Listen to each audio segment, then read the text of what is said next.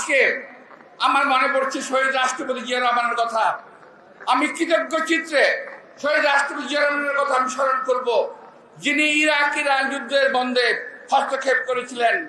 আমি বিশ্বাস করি যদি আজকে শহীদ রাষ্ট্রপতি জিয়া রহমান বেঁচে থাকতেন, এমন ভূমিকা নিতেন যে ইসরায়েল এই অপকর্ম করার সাহস করত না।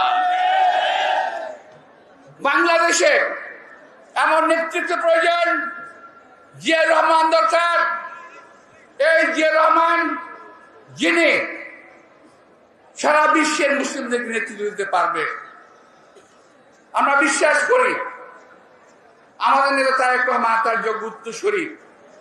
আজকের এই সময় যদি আমি কথা বলি, অনেকে বলবেন যে চামচাগিরি করতেছে। না, চামচা না, উনি পারবেন। আমি মনে করি উনি ওনার অবস্থান থেকে ব্যবস্থা নেবেন।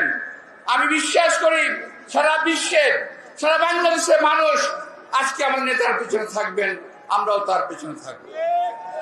প্রিয় ভাইয়েরা, আমরা এই কথা বলে, এই সভা করে, সংহতি প্রকাশ করে সময় সেবন করতে পারি, কিন্তু কার্যকর পদক্ষেপ যদি আমরা না নেই, যদি জাতিসংঘ যদি কার্যকর পদক্ষেপ না নেয়, যদি আমরা যারা এই সমস্ত অপকর্মের সহযোগী তাদের বিরুদ্ধে ব্যবস্থা যদি আমরা না নেই, ইসরায়েলি এই শাসন, এই অত্যাচার চলতেই থাকবে এবং একে একে তারা মুসলিম রাষ্ট্রগুলোকে ধ্বংস করে দেবে, মুসলমানদেরকে সারা বিশ্বের কোথাও টিকতে দেবে না।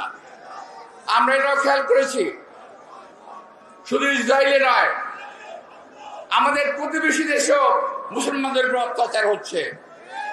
আমরা সেটার প্রতিবাদ করি না, আমার রাষ্ট্র প্রতিবাদ করে না, আমরা প্রতিবাদ করি না। আমরা এটার প্রতিবাদ করতে চাই সারা বিশ্বের মুসলমানদের। যেখানে মুসলমানদের অত্যাচার হবে, ইনশাল্লাহ আমরা তার বিরুদ্ধে প্রতিবাদ করব, ইনশাল্লাহ প্রতিরোধ করার চেষ্টা করব।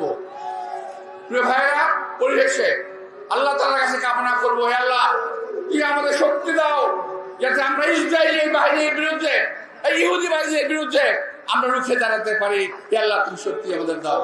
আপনাদের সবাইকে আন্তরিক শুভেচ্ছা এবং ধন্যবাদ জানিয়ে, সবাই কষ্ট করে অংশগ্রহণ করেছেন, ধন্যবাদ জানিয়ে বক্তব্য শেষ করছি। আল্লাহ হাফেজ। বাংলাদেশ জিন্দাবাদ। আসসালামু আলাইকুম।